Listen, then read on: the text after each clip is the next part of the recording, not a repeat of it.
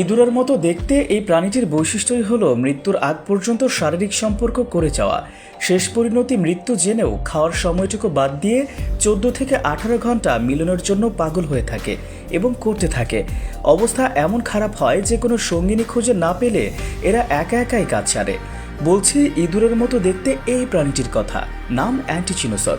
পুরুষ অ্যান্টিচিনোসর মারা না যাওয়া পর্যন্ত সঙ্গম করে। ইঁদুর আর অ্যান্টিচিনোসরের মধ্যে পার্থক্য হলো এরা লাফিয়ে লাফিয়ে চলাফেরা করে। এরা রীতিমতো এক প্রকারের ধর্ষণ করে বেড়ায় মেয়ে অ্যান্টিচিনোসরদের।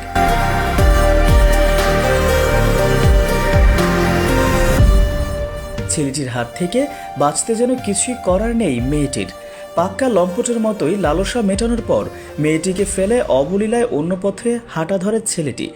এবার তার ধান্দা আরেক গাছের কোটরে উকিঝুঁকি মারা, সেখানে কোনো মেয়ে আছে কিনা, থাকলে সেই মেয়েটিরও এর হাতে ধর্ষিতা হতে হবে।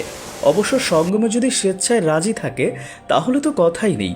এভাবে প্রতিদিন খাওয়ার সময়টুকু বাদে টানা 14 থেকে 18 ঘন্টা একটার পর একটা সঙ্গম করেই যায় এই পুরুষ অ্যান্টিচিনোসররা।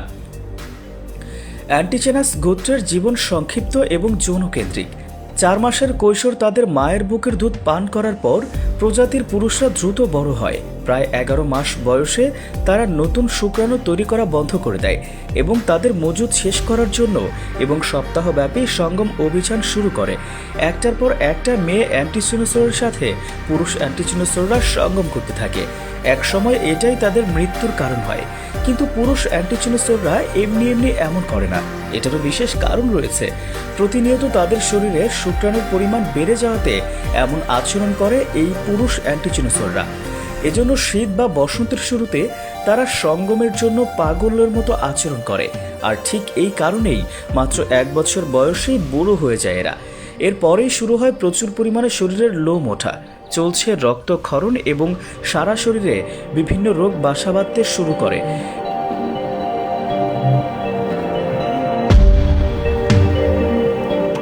এমনকি শরীরের কোথাও কোথাও পছন ধরতে শুরু করে এই পুরুষ অ্যান্টিচিনোসরের। আর এক সময় শেষ পরিণত হয় মৃত্যু। অ্যান্টিচিনোসররা যে পরিমাণে মারা যায় সেই তুলনায় এদের জন্ম খুবই কম হয়ে থাকে। একটা মেয়ে অ্যান্টিচিনোসর গড়ে 2 থেকে 10টি বাচ্চা জন্ম দেয়। এর মধ্যে বেশিরভাগ বাচ্চাই মারা যায়। ফলে ধারণার চেয়েও দ্রুত কমছে এর অ্যান্টিচিনোসরের সংখ্যা।